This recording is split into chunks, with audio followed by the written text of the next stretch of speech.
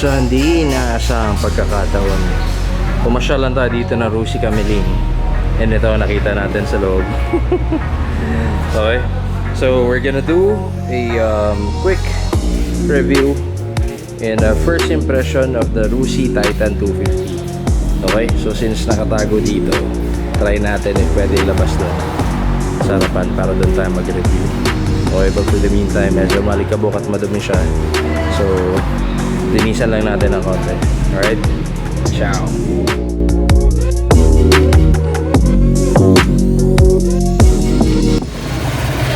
And yo! What is up mga kapotpot? Mr. Kalakalier, and welcome to the vlog. Okay guys, so place to be pa rin, nasa Kamiling naman tayo. Pero yung branch nila ng RUSI dito sa may almost near the bayan of Kamiling. And yun nga, nakita niyo yung thumbnail, yung kaninang clip, is that we're gonna be doing a short review or a quick review of one of their new bike release for the last quarter of 2020. So the bike is RUSI Titan 250i. It's a fuel injected bike. So mamaya papakita ko sa inyo quick walk around, yung specs na visible sa bike, and I'll give you my different impression and opinion towards this new bike from RUSI. Okay, so here we go in 3, 2, 1.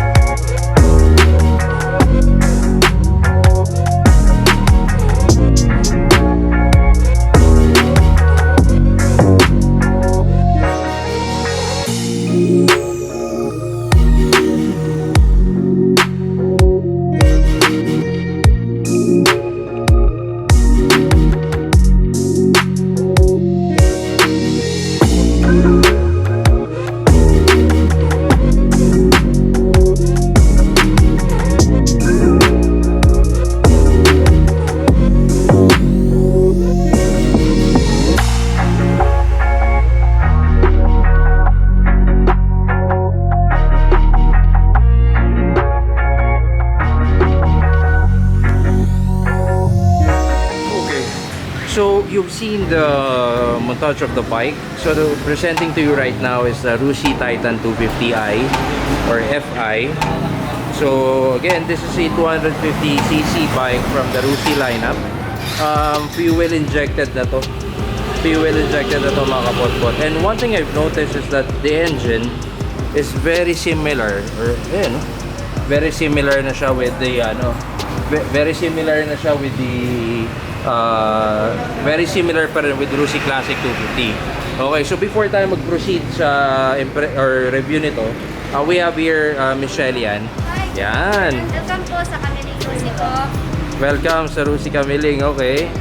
So ito po, pwede po siyang installment. So magkano ba ang SRP ngayon itong RUSI Titan? so sa cash po niya is Dito ka para makita nila. Yan. So sa cash po niya is 110,000 po siya. 110. Opo, ang cash po niya. So murang-mura lang po, di ba sir? Okay. So sa 3 years So yung gusto mong bilhin ganyan, ha? oh sir, baka gusto niyo kasi ang ganda, bagong labas po siya. Okay. So kung gusto niyo naman po Down siyang payment? install, so ang down payment po niya is 10,000. 10,000. Opo. Pag So 3 years- magkano ang monthly payment pagka 3 years? Pag 3 years niyo po siya kukunin is 4,550 po. 4,550 less rebate of 300. so 4,250. Yes po. Pwede pa din. Oh, pag 2 years naman po, 6,015. 6,015. Yes po. Less So rebate 300. 5,700. So, opo. pag 1 year, 1 year. yan ang hindi natin na research. Pero pwede ba siya ng 1 year zero interest? Oh, pwede rin sir. Yun yung hinihingi kong computation, ha? 2 years at 3 years ang naano ko sir. Pero maganda rin yung may 1 year na zero interest, no? Yes po. Yan, pwede. So, ano pa bang may dadagdag mo dito sa RUSI Titan 250? So ito nga po is bagong labas. Oh, ito yung pinakakagulahan ngayon. Ang Titan 250 natin na fuel injection. Fuel injected? Opo. Okay. So ito yung pinagsama na model ng Classic 250 Okay. tsaka nung Rango. So ito na yung combination ng outcome ng Titan 250. Titan 250. Yes po. Okay, so may nabenta na kayong pula nito, no? Meron na po. So ano na, kamusta naman yung feedback niya? So, okay naman po, di bali sa Anao po ang nag-abil niyan. Taga-Anao po. Okay. Happy naman siya. Yes po, kasi yung color na mismong nabili po niya is favorite color po niya. Favorite color niya. Yes. Okay. Ito po yung launching po namin this 2020 to 2021. Kaya grabe, abil niyo na po. Avail na. Okay, yan. So, guys, if you're from the Tarlac area, kunwari may bumili na nito, Opo. pwede mo pa silang hanapan. May, alam mo, may pumunta Yes. dito, nag-order ng... Madami naman po tayo niyan, sir. So, di ba? So, makaka-order. Ipaprayo po natin na mag-order po tayo ulit. Okay, very good. So, ayan. Bye-bye. Ayan. Okay. So, again, the SRP is 110. 110 for cash payment. Now, if you're gonna buy it in installment, pwedeng sa 3 years amortization, it's 4,550. Yes po. And para klaro tayo mga kapotpot, 4,550 with a rebate of 300 pesos. So, Yes po. 4,250. Yes po. Okay, sa 2 years naman, 6,018. 15 po. 15, Yes po. less rebate. 300. So, 7,000, ay 6, no, 6,015, 5,715. Okay, so, ayan, kukumpitin lang niya yung 1 year para may habol niya. Okay, so para klarong-klaro lang tayo dito. Pero, aesthetically, guys, ganyan siya kamacho. Ganyan kamacho tong ganyan kamacho tong RUSI Titan 250 na to. po, meron na po. So, pag 1 year nyo po siya kukunin, kailangan po highly down payment po siya. Siguro pwede na rin yung 20,000. Okay. Okay, tapos ang monthly niya ng 1 year is 8,260. 8,260. Yes po. Okay. So, yun yung minimum down payment, 20. Yes po. Okay. Not bad, no? Tapos zero interest. Yes po. Sure na zero interest yun, ha? Yes po. Okay. Ayan. So, 5, anong height mo? 411 lang. 4'11". Okay. So, yan. So, medyo tricky part pagka, yan nga, medyo mababa yung height. Pero kaya gawa ng paraan yun. Okay? So, yun. Ako naman, pakita din natin. Okay guys, I'm only 5'7", so this is the stance of the bike.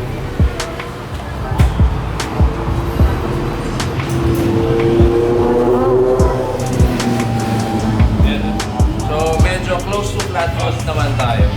Medyo close to flat foot tayo with the Titan 250. And mukhang comfortable yung riding or sitting position niya dito. Yan. Okay. Very good, pili na kayo. Alright, so going back sa review natin. Again, very similar yung engine niya with the RUSI Classic 250 and the Sigma 250. So, ano lang talaga, ito lang yung updated nilang version. This one is fuel injected. So, hindi na siya carb type. And, meron siyang O2 sensor. Ano pa ba? Yun lang yung visible kung nakikita sa specs nito. Okay? So, simulan natin sa harap. So, Shelly yan, LED na yung headlight system niya, no? Okay, so LED siya. Then at the same time, meron siyang DRL dito on the side, on both sides, left and right. Okay, signal light is also LED. Ayan. Hindi lang to activated, kaya hindi ko ma-demonstrate na maayos. Now, yung fork niya, it's an upside down fork or inverted fork. Ayan. Tapos yung tires naman niya, U1 Sync pa rin, pero hindi siya dual sport. This is a road tire. Ang specs niya is 100 by 80 by 17. Sa likod naman, it's 130 by 70 by 17. Sorry, 17 pala yung wheelset yan. It's 180 by 17 and 130 80 by 17 yung likod. Okay? So, if I were to own the bike, what I would do is I would replace it with a Shinko 705 tire to make the bike more aggressive. Wala lang. Trip ko lang. So, harap, ang pedal dito, 120, 90, 17. Medyo magpa-fabricate ka lang ng konti dito sa fender. Dito man na siya sa taas or ba. Custom fender ka na. Hindi na yun yung gagamitin mo. Then sa likod, 140, 80, 70. Okay? So, upside down fork. Yung ano niya, FI na siya. Now, dito naman, hindi na siya double shock, naka-mono shock na to. Ayun, no? Ayun, no? Naka-mono shock na siya with fender eliminator or tire hugger. Dito, saka dito. Yung mounting ng plaka nyo, nandito na rin nakakabit with extra harness with wiring. So, huwag kayong mag-alala. Malinis naman yung trabaho. Ayan, no? So, nakabalot na maayos. So, walang dangling na parang spaghetti wires na nakalaylay dyan. Because you need those wires for your lighting system for the plate and sa signal light. Dahil yung signal light dito na nakamount. Pero ako, if I were to own the bike, what I would do, tanggal to. Gawaan ko na mounting dito to. Pwede ko ilipat, fabricate ko dito. Then signal light, palit ako ng signal light dito. Magpa-fabricate din ako dito. Yung slick type na. Or ito, gagawa ko ng paraan may mount ko dito. Okay? So, next naman is yung exhaust niya. This is the stock exhaust of the Titan 250. Obviously, since kinuha ko to sa likod. So, ayan siya. May option tong matanggal yata yung silencer. Ayan, no? Ayan siya. Pero, again, if I were to own the bike, palit to ng pipe. Now, let's go to the seats. Guys, take a look at the seats. Whoa! Diba? Longganisa seats with red contour, with red lining or red stitch. Ito yung sinturon, meron din. So, ang ganda, ang ganda. Kanina nung inupuan ko, very comfortable dahil salong-salo yung puwet ko. Yung ergonomics ng seats din niya, hindi siya masakit sa puwet and malambot to. Okay, now let's move on to the tank. Dito sa tank, guys, again, this is a 15 liter. It has a 15 liter tank capacity. So, malaki-laki din yung tank space niya. Yung Hima ko, 13 lang yata o 15 din, I'm not sure. Pero, this one, 15 liter for a 250cc bike, I believe that's more than enough. Okay? So, what else? The handlebar, ayan, yung handlebar niya, naka mid-rise na rin siya. So, buti hindi ito ginawang clip-on yung parang sa stock ng RUSI Classic 250. So, ano siya, parang modern scrambler or pwede siyang makategorize as a scrambler. Palitan lang ng gulong kasi naka-monoshock siya. Okay? So, yun. Sa gauges niya, since the unit is not activated, I cannot show it to you. Pero malamang sa malamang, this is a digital gauge. Kasi wala ako nakikitang mga kamay for the speedometer or RPM. And yun lang meron siya. Gear indicator, turn signal, yung ABS niya. Pero this one is not ABS. Okay, yung oil niya and yung check engine light. Okay, so since this is a fuel injected bike, meron na tong computer box. So if every time may problema sa motor, iilaw yung check engine and it can be diagnosed through the proper people or proper shop para nagbabasa ng error code, pa-detect yun kagad ng ECU or ng computer box ng motor. Okay, so 6-speed transmission pa din, 1 down 5 up. What else? Oil cool pa rin siya. Oil cooler lang yung air cool, pero oil cooler yung meron siya, katulad pa rin nung nasa RUSI Classic 250. And dito lang may extra housing lang. This one is plastic din. Pati yung skid plate niya is also plastic. Ayan.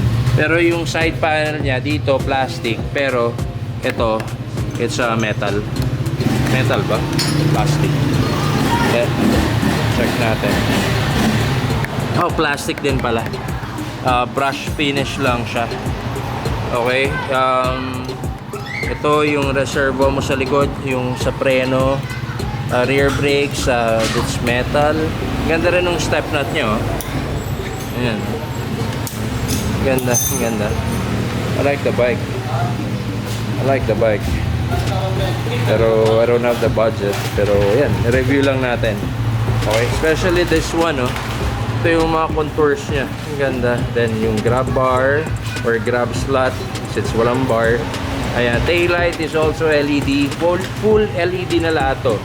Turn signal, plate light, headlight, and tail light are all LED. Okay? So yung headlight niya hindi na halogen. As compared dun sa RUSI Classic 250, LED na to. I'm not sure anong specs or anong sukat nung bulb niya para kung pwede palitan na aftermarket. Pero feeling ko parang sa MOTO 200 to. Pero again, pwede naman ang daming aftermarket na magagandang headlight. Pwede rin palitan. The headlight bracket is metal. Okay? And guys, one more thing pala. I've noticed something na ano na siya. Here. Chiren. So may USB slot so you can charge your phone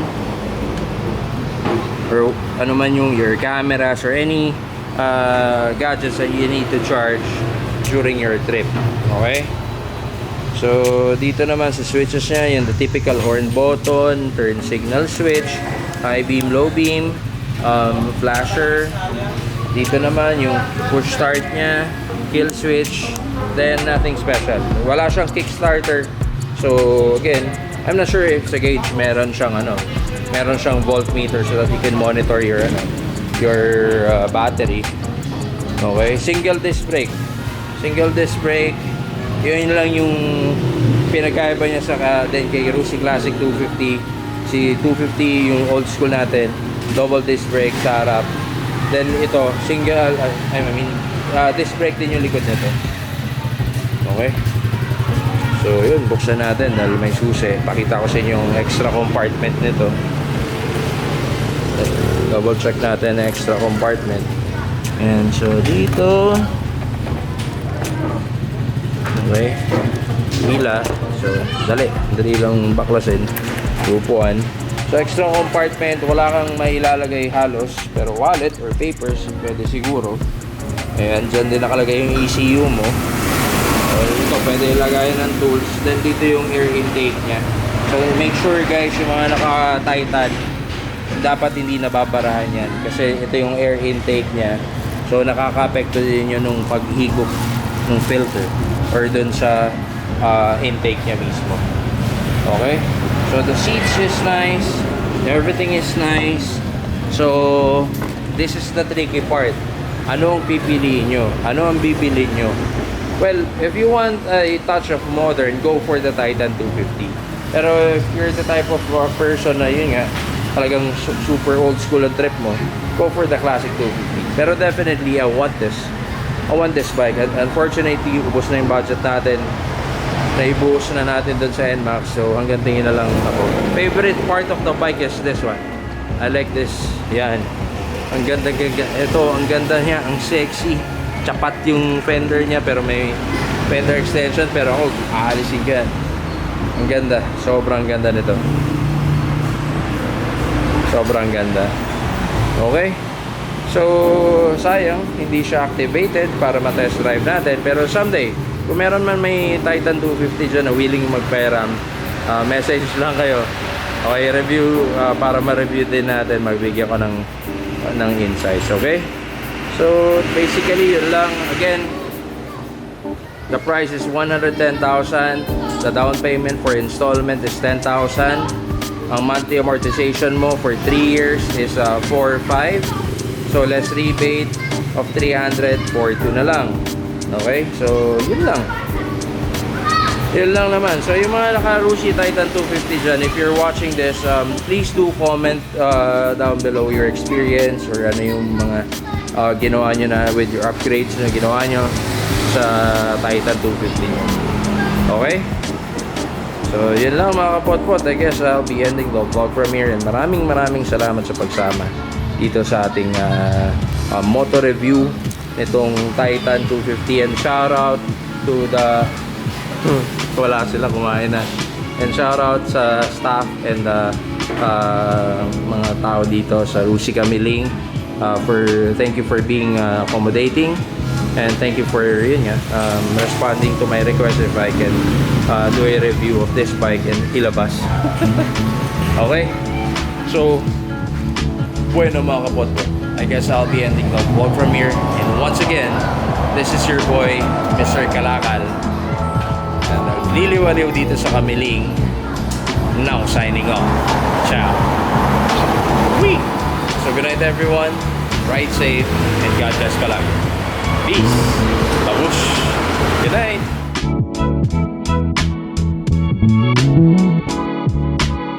So this is how RUSI Kamiling is. Very accommodating. Diba? So we're done cleaning the bike. And labas lang namin so that ma-showcase namin ng maayos. And talagang binubuyo nila akong kunin na.